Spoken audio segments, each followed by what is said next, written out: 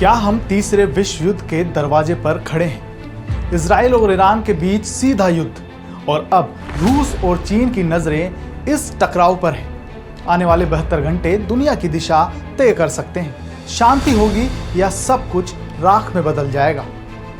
नमस्कार, मेरा नाम है अरविंद और आप देख रहे हैं फर्स्ट इंडिया न्यूज का डिजिटल प्लेटफॉर्म।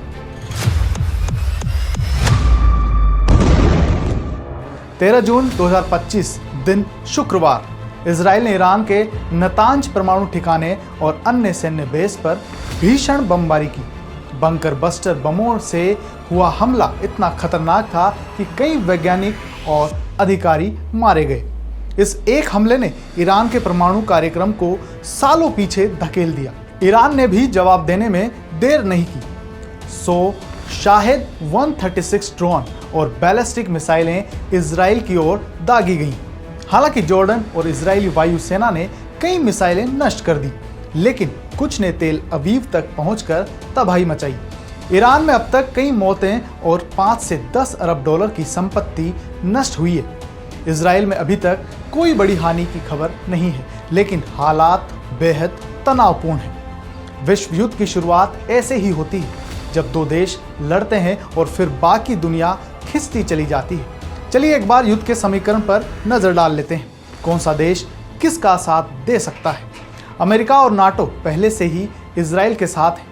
रूस और चीन ईरान के समर्थन में खुलकर सामने हैं।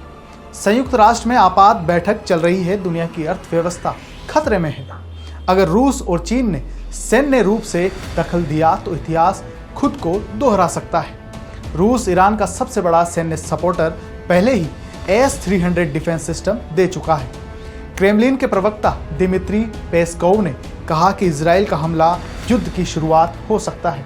वहीं चीन, जो ईरान से 400 अरब डॉलर का तेल और गैस डील कर चुका है, इजराइल को अस्थिरता फैलाने वाला बता चुका है। चीन सैन्य नहीं लेकिन आर्थिक सहायता दे सकता है, जो युद्ध को लंबा खींच सकता है। बाकी दुनिया की भूमिका और भारत के रुख की अगर बात करें तो जॉर्डन ने ईरानी ड्रोन रोकने में इजराइल की मदद की है।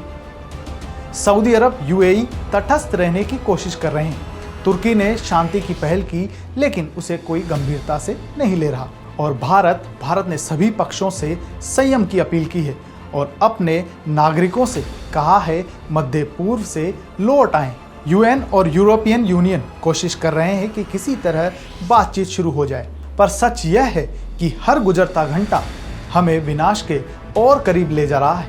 तेल की कीमतें $100 प्रति बैरल के पार जा सकती है। परमाणु हथियार अगर इस्तेमाल हुए तो मानवता का भविष्य खतरे में होगा। क्या ये वही दौर है जिसकी चेतावनी इतिहास हमें देता आया है? यह सिर्फ दो देशों की लड़ाई नहीं, ये लड़ाई है भविष्य की दिशा तय करने की। आपका क्या मानना है? क्या हम वर्ल्ड वॉर की ओर बढ़ रहे हैं? अपनी राय कमेंट कर बताएं।